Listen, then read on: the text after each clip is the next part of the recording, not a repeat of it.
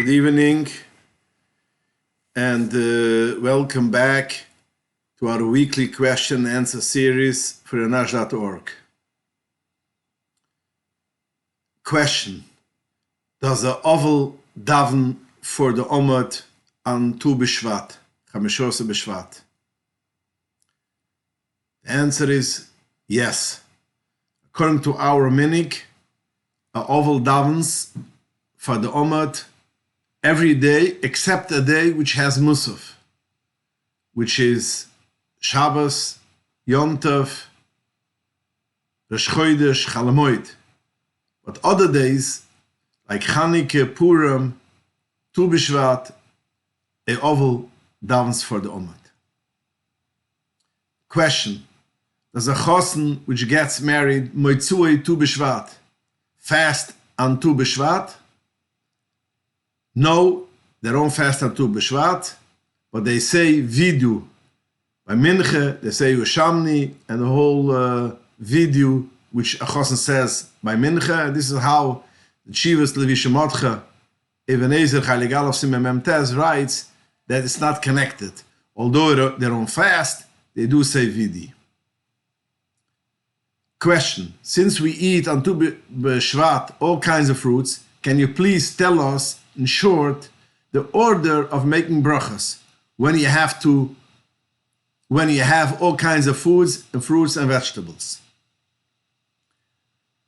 The Magen Avraham Mesima Kifla Amad Aleph Sifkut Samach Zayin brings from Sefer Tikni Soscher that the minig Ashkenazim is to eat on Rosh Hashanah Leilunas, which is Tu B'Shvat, all kind of fruits which is possible.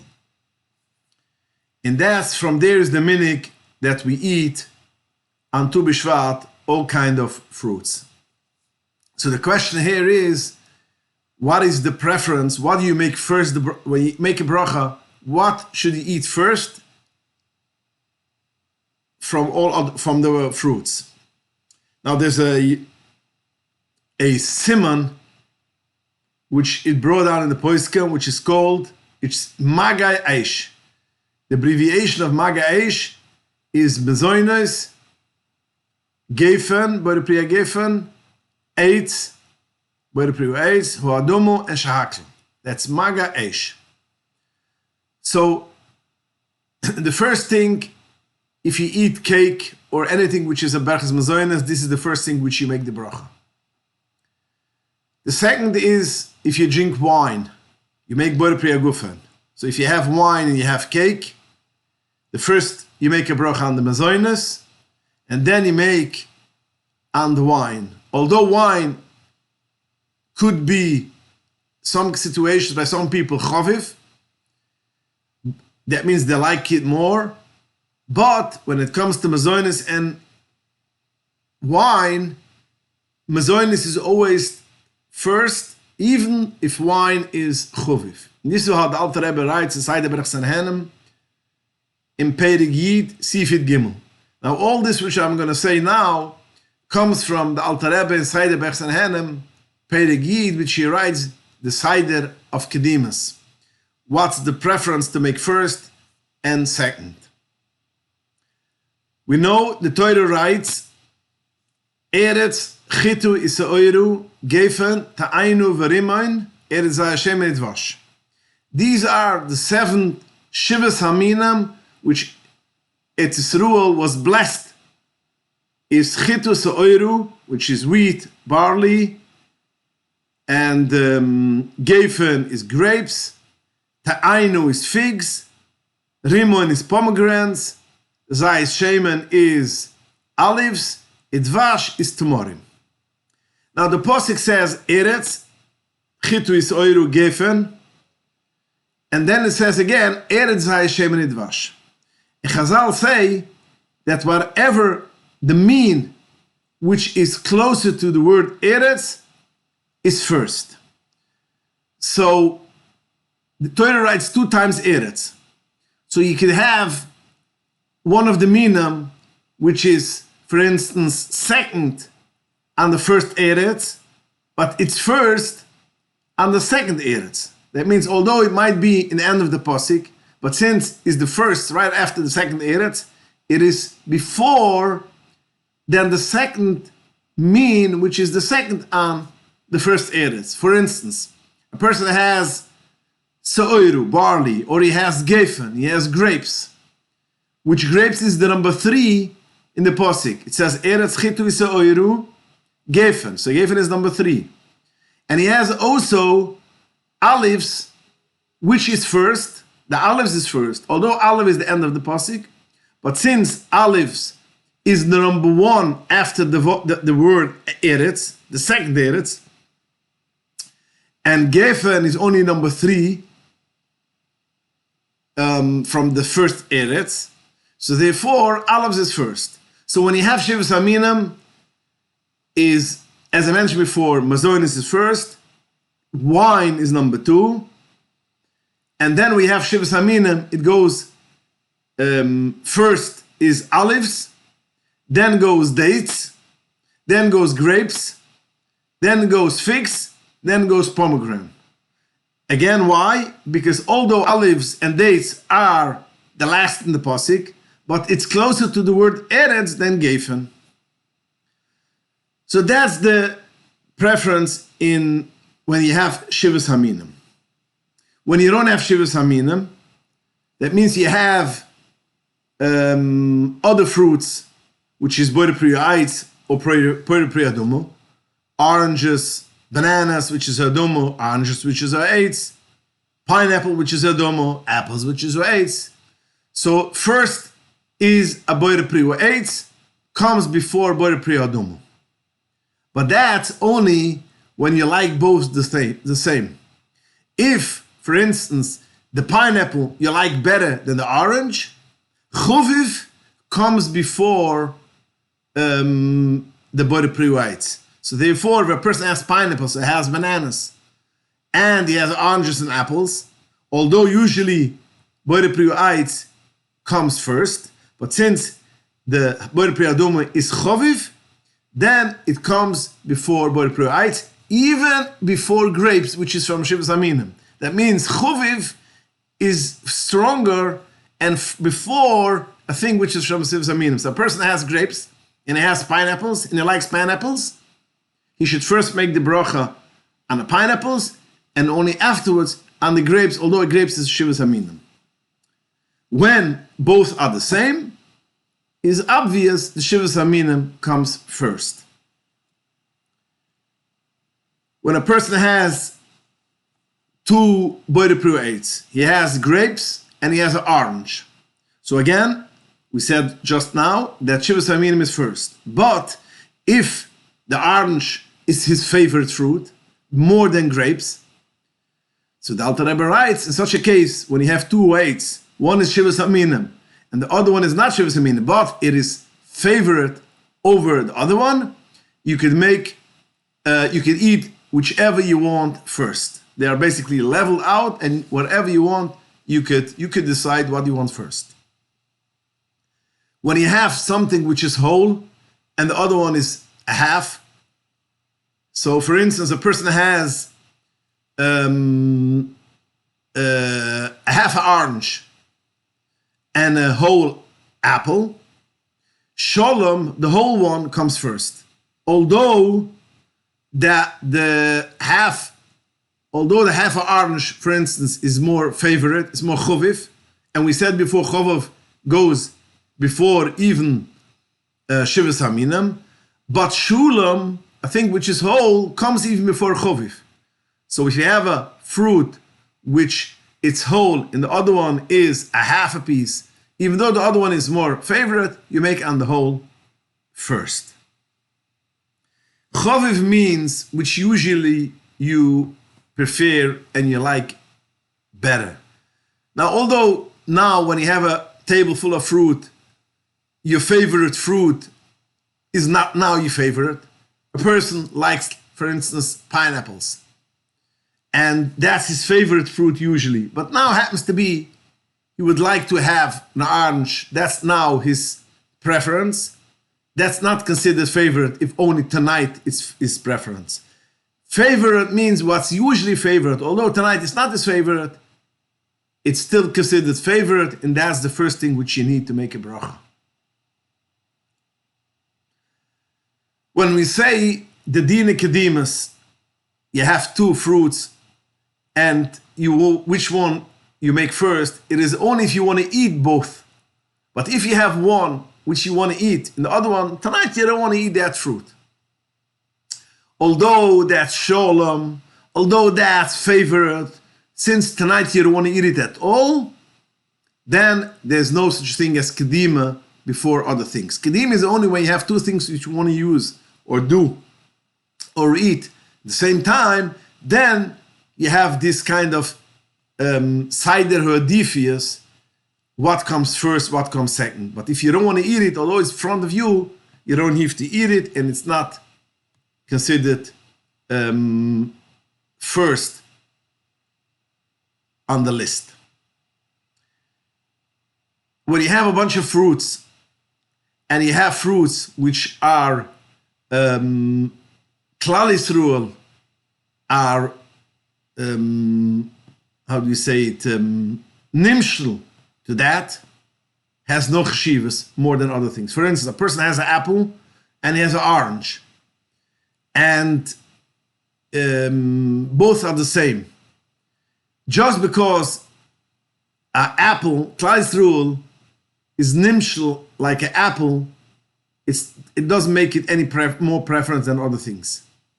And for sure not of the Zayminim. Now, if you have an orange and an apple, you can take, in any case, whatever you want, so it's not a problem. But you have grapes, and an apple, although apple represents Klal Yisrael, it does not come before Shivas Aminim. The same will also go to nuts.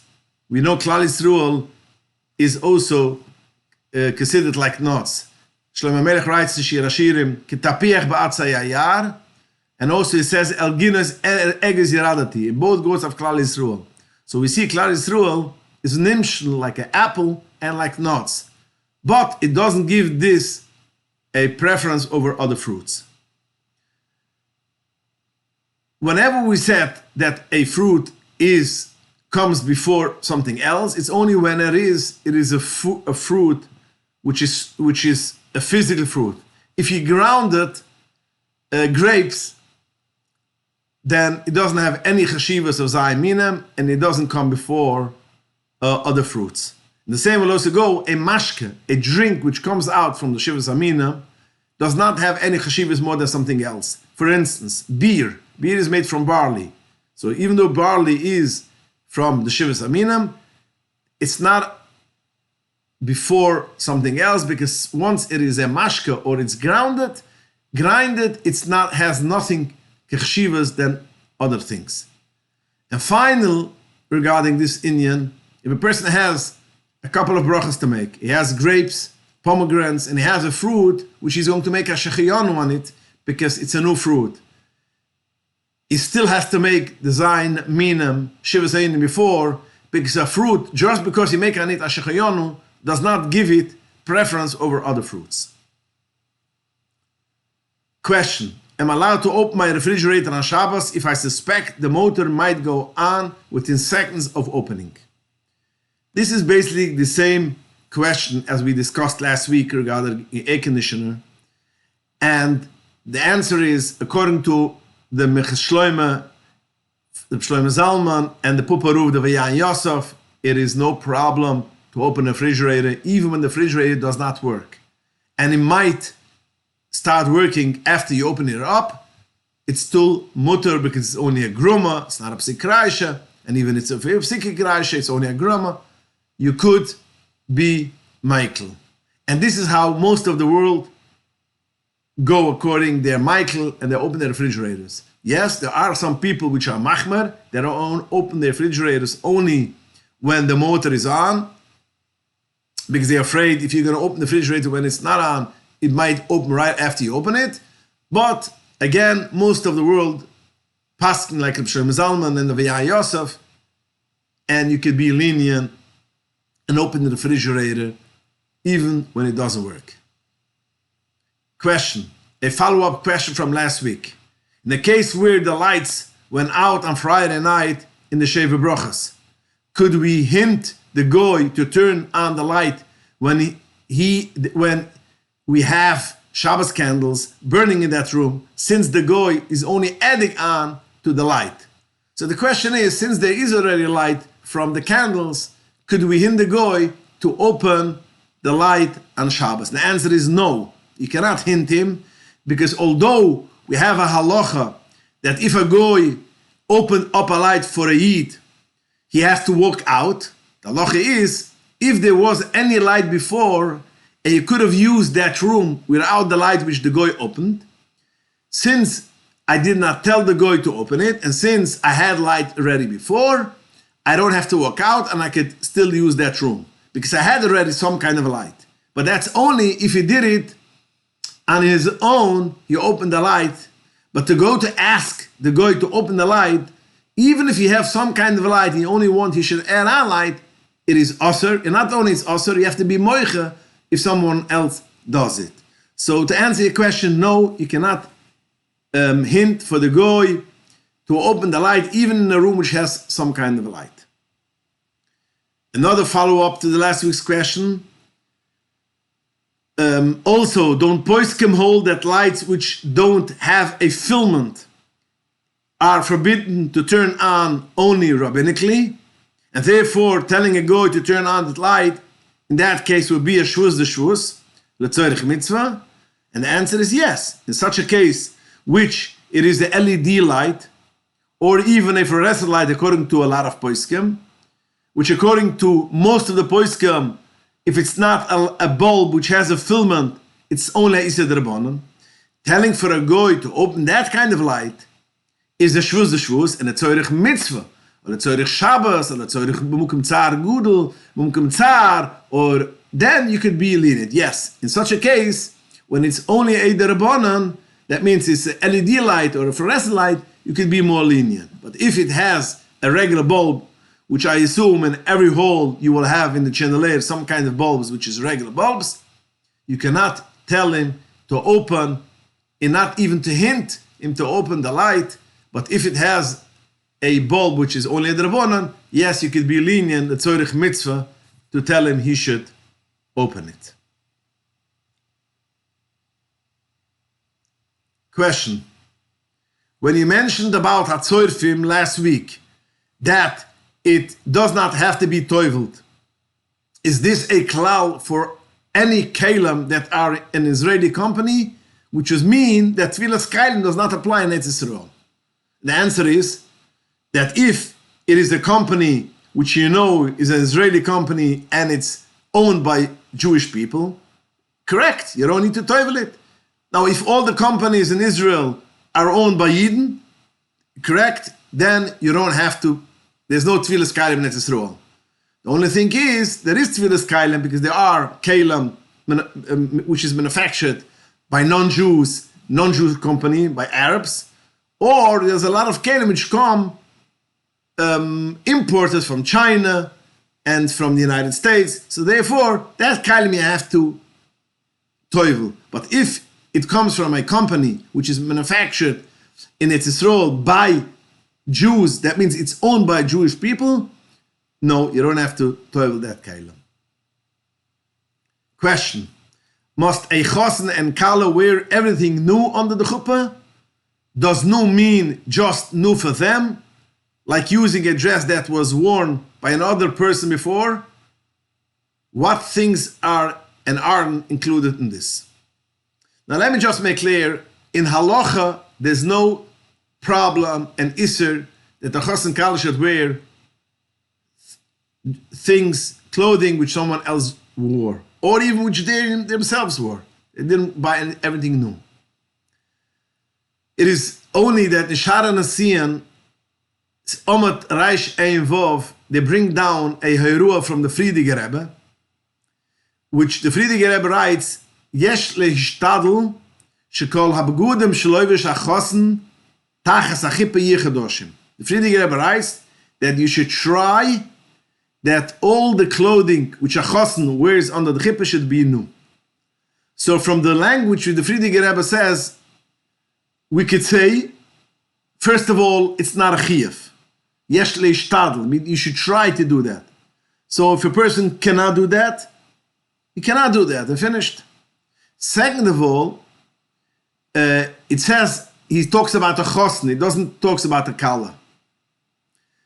So it could be that chosn means chosn and not kala.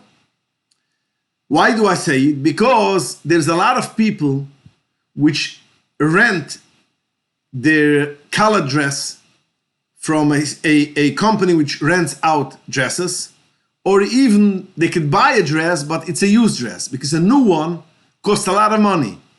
So a lot of people cannot afford to buy a brand new kala dress. They will take it from a gamach, they will rent it from a company which has used, or they will purchase one which was used already. And according to the Friediger Rebbe, we could say it is only a chosn and not a kala. And that's the meaning from, I would say, a lot of people, that a kala would wear something which someone else wears. So to answer your question, must the kala have everything new? No. It doesn't need. A chosn should mishtadel. A kala, I don't know if they have to be mishtadel.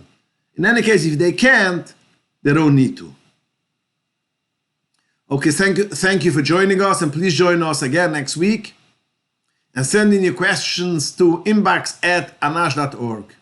Good night, and have a wonderful week, and an enjoyable and freiliche Tu B'Shvat.